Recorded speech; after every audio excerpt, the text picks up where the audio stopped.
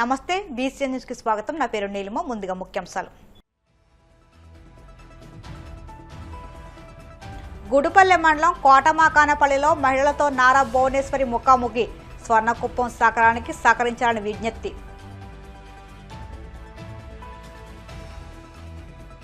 నెల్లూరు కలెక్టరేట్లో జువ్వలదిన్నె ఘటనపై సమగ్ర చర్చ. రాష్ట్ర ప్రభుత్వం ఏ నిర్ణయం తీసుకున్నా మత్స్యకారుల పక్షాన ఉంటుందన్న మంత్రి కొల్లు రవీంద్ర. రాష్ట్ర వ్యాప్తంగా ఉన్న 28 జిల్లాల లెక్కలు తీస్తే తల్లికి వందనం అందని లబ్ధిదారుల సంఖ్య లక్షల్లో ఉంటుంది. విమర్శలు గుప్పించిన వైసీపీ ఎమ్మెల్సీ మాధవరావు. వాడపల్లి వెంకన్న ఆలయంలో ప్రత్యేక పూజలు. మంగళవాద్యాల నడుమ శ్రీ స్వామి అమ్మవార్లకు మేల్కొల్పు సేవ, ఐశ్వర్యలక్ష్మి హోమం.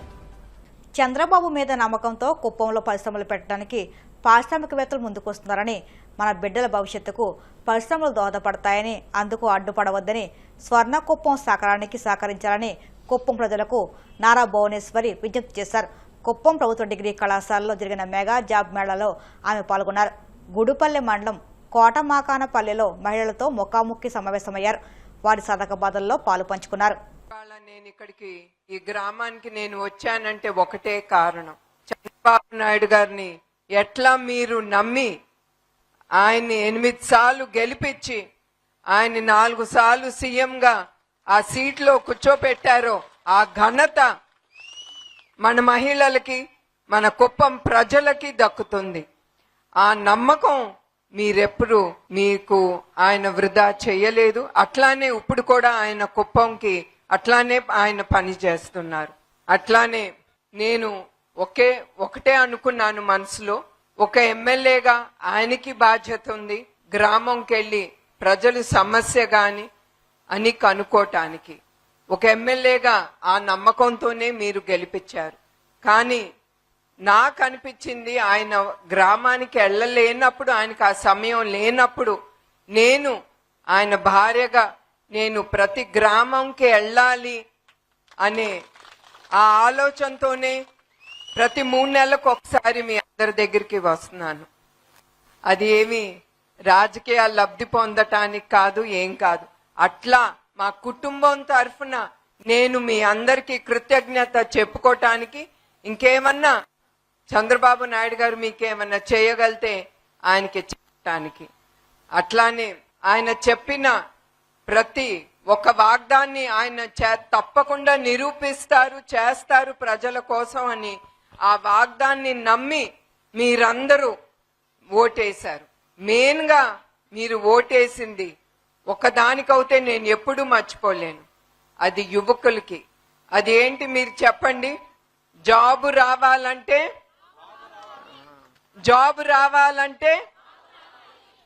రావాలంటే ఎస్, ఆ వినాదంతోనే మీరందరూ నమ్మి, యువకులందరూ ఎప్పుడు రాని యువకులు ముందుకొచ్చి వాళ్ళు నమ్మి ఆయన ఓటేశారు. అట్లా ఆ ఆలోచనతోనే స్వర్ణ ఆంధ్రప్రదేశ్ గా చెయ్యాలని ఆయన వాగ్దానం చేశారు. 20 లక్షల ఉద్యోగాలు మన ఆంధ్రప్రదేశ్ కి తీసుకురావాలని.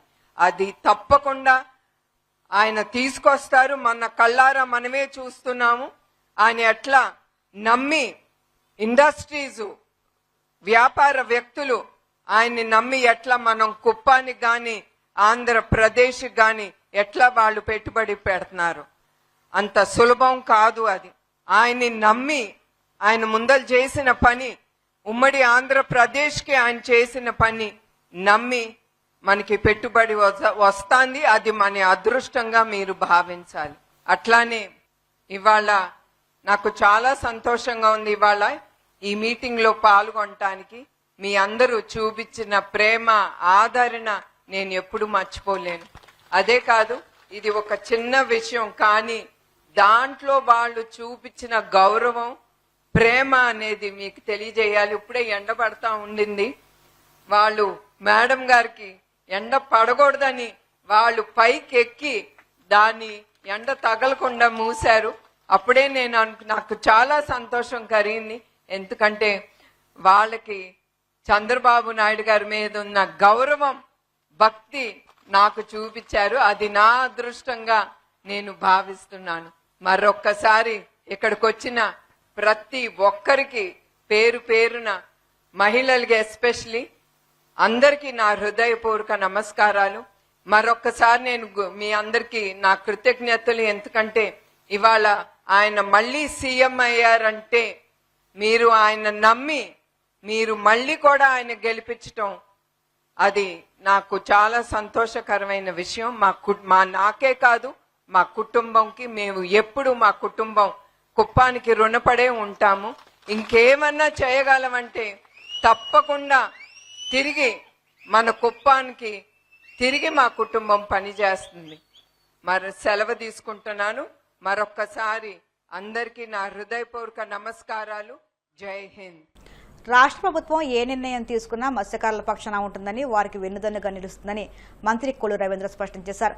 నెల్లూరు కలెక్టరేట్లోని తిక్కన ప్రాంగణంలో సముద్రంలో చేపల వేటకు అక్రమ బోట్ల ప్రవేశం పూర్తిగా నివారించడం, జోవలదిన్న మత్స్యకారుల సమస్యలపై ప్రభుత్వం ప్రత్యేకంగా నియమించిన కమిటీ సభ్యులు మాజీ మంత్రి Mopidevi Venkataramana, Kakinada MLA Kondababu, maritime board chairman Damacharla Satya, collector Himanshu Shukla అధ్యక్షతన ప్రత్యేకంగా సమావేశం నిర్వహించారు.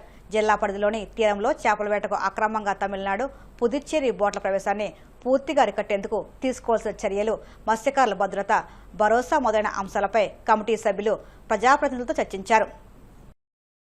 మరి ఆ రోజున పాండిచేరికి సంబంధించినటువంటి బోట్లని దాదాపు 8 నెలల క్రితం ఇక్కడ ఫిషింగ్ హార్బర్లో మత్స్యకారులు అలాగే అధికారుల కస్టడీలో పెట్టడం జరిగింది. మొన్న ఆ బోట్లని వాళ్ళు తీసుకెళ్లిపోయినటువంటి సందర్భంలో గ్రామాల్లో ఉన్నటువంటి ఇబ్బందులను గమనించి ప్రభుత్వం చాలా సీరియస్గా, ఎందుకంటే తమిళనాడు బోట్లు వచ్చి ఇక్కడ ఫిషింగ్ చేసుకునేది గత 20 సంవత్సరాల నుంచి కూడా జరుగుతూ ఉంది. దాని మీద ఉన్నటువంటి ఇబ్బందులన్నీ కూడా గమనించిన తర్వాత గౌరవ ముఖ్యమంత్రి చంద్రబాబు నాయుడు గారు, ఆంధ్రప్రదేశ్ రాష్ట్ర ప్రభుత్వం ఈరోజు ఒక టీంని ఇక్కడ పంపించడం జరిగింది. దీనికి గౌరవ మంత్రివర్యులు జిల్లా ఇన్ఛార్జ్ మినిస్టర్ గారు ఫరూక్ గారు, అలాగే ఆనం రామనారాయణ రెడ్డి గారు, అదేవిధంగా కొండబాబు గారు కాకినాడ ఎమ్మెల్యే గారు, అలాగే మోపిదేవి వెంకటరమణ గారు మాజీ మంత్రివర్యులు, అదేవిధంగా సత్య గారు మారిటైమ్ బోర్డు చైర్మన్ గారు రావడం జరిగింది. డీటెయిల్డ్ గా మొత్తం ఇన్ఫర్మేషన్ అంతా కూడా శాసనసభ్యులు అందరూ కూడా వచ్చారు. పెద్దలు చంద్రమోహన్ రెడ్డి గారు కానీ, ప్రశాంత్ రెడ్డి గారు, అలాగే బేదా రవిచంద్ర గారు, సునీల్ గారు, కృష్ణారెడ్డి గారు, అలాగే సత్యశ్రీ గారు, విజయశ్రీ గారు, అలాగే చక్రవర్తి గారు, కళ్యాణ్ చక్రవర్తి గారు, జోనల్ కోఆర్డినేటర్ రామ్ గోపాల్ గారు అందరూ కూడా రావడం జరిగింది. అలాగే జిల్లా కలెక్టర్ గారు, అలాగే ఫిషరీస్ కమిషనర్ నాయక్ గారు, అలాగే ఎస్పీ గారు, డిఐజీ గారు, పెద్దలందరూ కూడా డీటెయిల్గా డిస్కస్ చేశాం. ఇవాళ ఏదైతే తమిళనాడు నుంచి బోట్లు వచ్చి స్థానికంగా ఉన్నటువంటి మత్స్యకారులకి ఇబ్బంది కలిగించే పరిస్థితులు అది చాలా కాలం నుంచి, దాని మీద అనేక సార్లు ప్రభుత్వం కూడా తమిళనాడు ప్రభుత్వంతో కూడా డిస్కస్ చేయడం జరిగింది.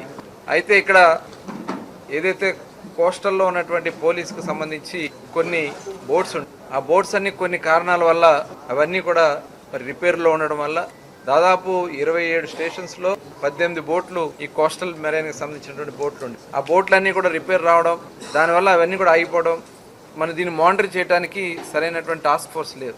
మరి గతంలో వచ్చినటువంటి సందర్భంలో ఒక టాస్క్ ఫోర్స్ టీం ఏర్పాటు చేయాలి. అటు ఫిషరీస్ డిపార్ట్మెంట్ నుంచి, పోలీస్ డిపార్ట్మెంట్ నుంచి, రెవెన్యూ నుంచి, ఫారెస్ట్ నుంచి, ఫైర్ డిపార్ట్మెంట్ నుంచి ఒక ట్రయల్ గా బోట్ కూడా తయారు చేసి పంపించడం కూడా జరిగింది. అది కూడా గస్తీ తిరుగుతా ఉన్నారు. అలాగే మరొక 2 బోట్లు కూడా తయారు చేసి, ఎందుకంటే బాగానే కంట్రోల్ అవుతుంది, దాంట్లో డ్రోన్స్ పెట్టారు, అత్యాధునిక టెక్నాలజీతో అక్కడ బైనాక్లర్స్తో చూస్తూ ఉన్నారు, ఐడెంటిఫై చేస్తూ ఉన్నారు. మిగతా 2 బోట్లు కూడా పెట్టి, ఎందుకంటే April 15th వరకు ఫిషింగ్ జరుగుతుంది, తర్వాత బ్యాన్ పీరియడ్. కాబట్టి 15th లోపు ప్రెసెంట్ ఉన్నటువంటి సిచ్యువేషన్లో ఆ తమిళనాడు బోటు రాకుండా ఆపడానికి కావాల్సినటువంటి కార్యక్రమాలు, చర్యలు తీసుకోవడం జరుగుతుంది. భవిష్యత్తులో ఈ బోట్లన్నింటినీ కూడా, ఈ 18 బోట్లు రిపేర్ చేయటమా లేదా కొత్త బోట్లు తీసుకోవడం అనేది ముఖ్యమంత్రి గారితో మేము ఒక నివేదిక తయారు చేసి వారి దృష్టిలో పెట్టడం జరుగుతుంది. అక్కడ ఉన్నటువంటి పరిస్థితుల్లో రేపు మళ్ళీ June 15 నుంచి బోట్లు మళ్ళీ ఫిషింగ్ వెళ్తాయి. కాబట్టి అప్పటికి పూర్తి స్థాయిలో ఈ బోట్లన్నీ కూడా రెడీ చేయడానికి చర్యలు తీసుకోవడం జరుగుతుంది. అట్లాగే మరి ఇప్పుడు కొన్ని స్థానిక ఫిషింగ్ హార్బర్స్ ఇష్యూస్ ఉన్నాయి. కృష్ణపట్నం పోర్ట్ వచ్చిన తర్వాత అక్కడ ఫిష్ ల్యాండింగ్ అక్కడ ఆపడానికి జట్టీలు కట్టారు, కానీ అవి ఇంకా కొన్ని ఏర్పాటు చేయాల్సినవి ఉన్నాయి. మారిటైమ్ బోర్డు నుంచి కూడా చైర్మన్ గారు కూడా వాళ్ళ సీఈఓతో మాట్లాడారు. అలాగే కొన్ని రాష్ట్రంలో ఇంకా ఫిషింగ్ హార్బర్లో నిర్మాణంలో జరిగి ఉన్నాయి, కొంత పెండింగ్ ఉన్నాయి. అవన్నీ కూడా కంప్లీట్ చేయడానికి ఒక నివేదిక తయారు చేసి కూడా తవ్వకానికి కావాల్సినటువంటి చర్యలు తీసుకోవడం. అట్లాగే గవర్నమెంట్ ఆఫ్ ఇండియా నుంచి కానీ ఇప్పుడు ప్రధానమంత్రి మత్స్య సమృద్ధి యోజన కింద కొన్ని స్కీమ్స్ ఉన్నాయి కానీ సబ్సిడీస్ విషయంలో కొన్ని ఇబ్బందులు ఉన్నాయి. అలాగే బ్యాంకర్స్ నుంచి కొన్ని ఇబ్బందులు ఉన్నాయి. ఇవన్నీ కూడా ఇన్సూరెన్స్ నుంచి కంపెనీల నుంచి కొన్ని ఇబ్బందులు ఉన్నాయి. ఇవన్నీ కూడా గమనించిన తర్వాత ఆ 50 బోట్లు శాంక్షన్ అయితే కేవలం ఇప్పుడు 8 బోట్లు మాత్రమే మన రాష్ట్రంలో. బాపట్ల జిల్లాలో 9,415 మంది అర్హులైన విద్యార్థులకు తల్లికి వందనం పథకం కింద నగదు జమ కాలేదని జిల్లా కలెక్టరే చెప్పారని, రాష్ట్రంలో అర్హతలున్న ఏ ఒక్క విద్యార్థికైనా తల్లికి వందనం అందలేదని నిరూపిస్తే దేనికైనా సిద్ధమని మండలిలో సవాల్ విసిరిన నారా లోకేష్ ఇప్పుడు ఏం సమాధానం చెబుతారని వైసీపీ ఎమ్మెల్సీ తోమాటి మాధవరావు సూటిగా ప్రశ్నించారు. తాడేపల్లిలోని పార్టీ కేంద్ర కార్యాలయంలో మీడియాతో మాట్లాడుతూ రాష్ట్ర వ్యాప్తంగా ఉన్న 28 జిల్లాల లెక్కలు తీస్తే తల్లికి వందనం అందని లబ్ధిదారుల సంఖ్య లక్షల్లో ఉంటుందని స్పష్టం చేశారు.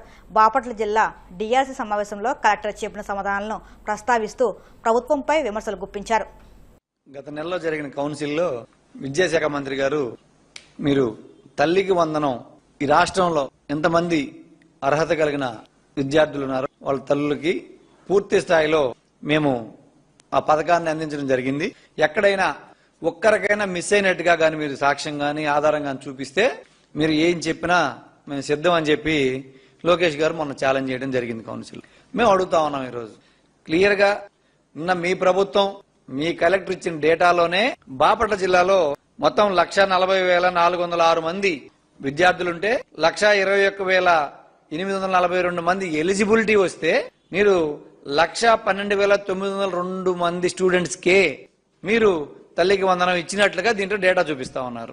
మిగతా 9,415 మంది విద్యార్థులకి తల్లికి వందనం ఎందుకు ఇవ్వలేదు అని మేము నిలదీయడం జరిగింది. దానికి డిఈఓ నుంచి వచ్చిన సమాధానం ఏంటంటే, సార్ నిధులు లేవు, అందుకని మేము 9,415 మందికి ఇవ్వలేకపోయాం గత సంవత్సరంలో, తర్వాత ఇస్తాం సార్ అని చెప్తా ఉన్నాడు. అంటే విద్యాశాఖ మంత్రికి అసలు వాళ్ళ శాఖలో ఏం జరుగుతుంది, ఏ జిల్లాలో ఎంతమంది ఉన్నారు, వాళ్ళకి ఎంతమందికి ఈ తల్లికి వందనం స్కీమ్ అమలు చేశారనేది ఆయన దృష్టిలో లేదా అని చెప్పి మేము అడుగుతా ఉన్నాం. ఒక్క బాపట్ల జిల్లాలోనే 9,415 మందికి ఇవ్వకపోతే ఇక మిగతా ఉండే ఈ 28 జిల్లాల్లో పరిస్థితి ఏంటి? ఈ బాపట్ల జిల్లాతో పాటు మొత్తం మీద దాదాపు 4 నుంచి 5 లక్షల మందికి అర్హత ఉందని వీళ్ళే నిర్ధారించిన తర్వాత కూడా ఈరోజు తల్లికి వందనం మీరు అమలు చేయలేదు అంటే దానికి కారణం ఏందని చెప్పి మేము అడుగుతా ఉన్నాం. అంటే 1,21,000 మంది అర్హత ఉన్నప్పుడు 1,12,000 మందికి ఇచ్చి ఇవ్వడం ఏంటి, 9,400 మందికి ఇవ్వకపోవడానికి రీజన్ ఏందనేది డైరెక్ట్ గా చెప్పలేని పరిస్థితుల్లో ఈరోజు మంత్రులు అధికారులు ఉన్న పరిస్థితి